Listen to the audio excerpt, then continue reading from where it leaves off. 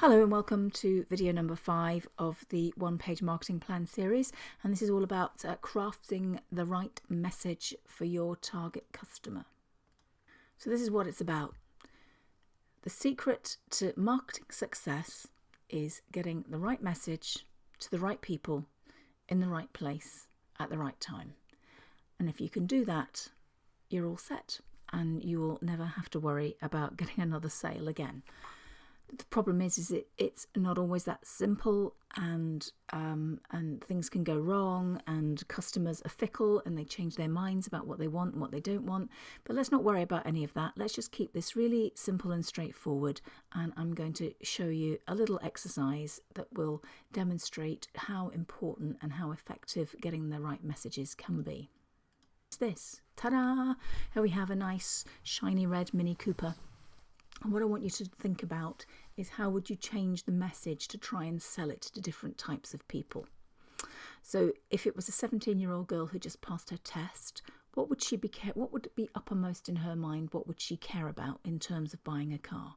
Well, she might want something that's young and funky and groovy and nice.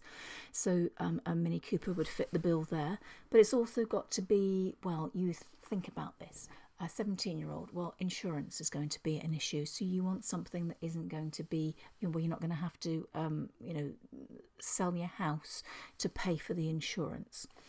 It's got to be perhaps easy. She's just passed her test, so maybe she wants to feel confident that she's going to be able to park it easily. Maybe she's really interested in music, so she wants to be able to put her iPhone into a dock and listen to all her music from that. And so it's just really a question of thinking about all of the things that a 17-year-old who's just passed her test would be interested in the purchase of a new car, and then focusing and angling your marketing messages accordingly. That's it, simple as that.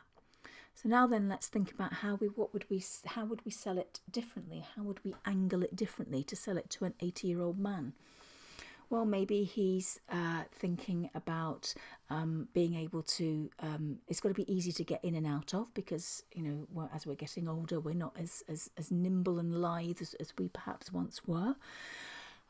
We want to make sure that it's got room for plenty of shopping and errands that you might have to run.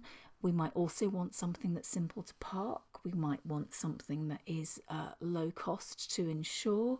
We might want something that is has really good miles to the gallon, that kind of things in terms of economics.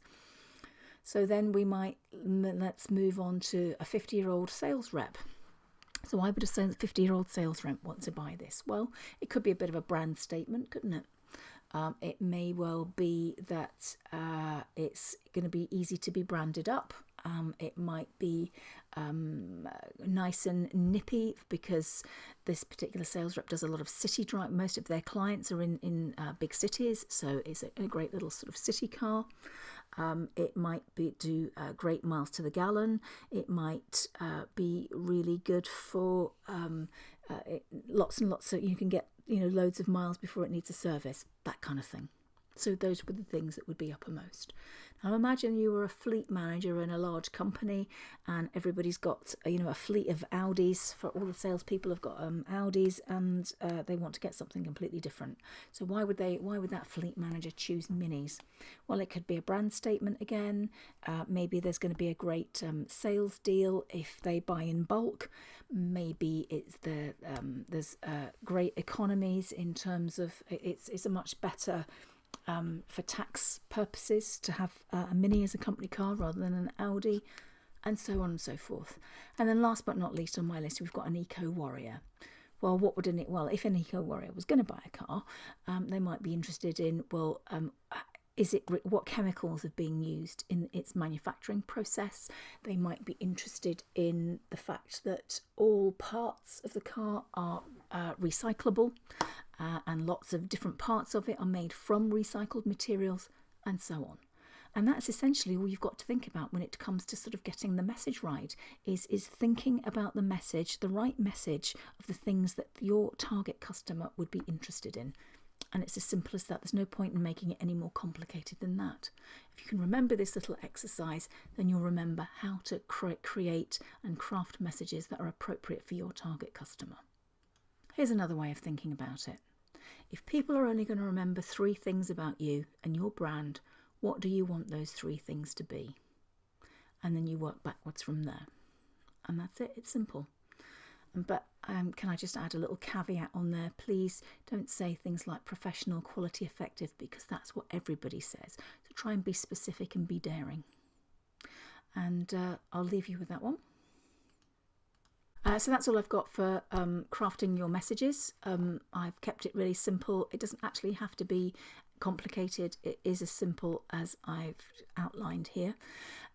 But next video, we're going to look at strategy and tactics. What does that actually mean, and what do you do with it? So we're going to be looking at that next. So thank you for watching this one, and I look forward to speaking to you again on the next one. Thank you. Bye-bye.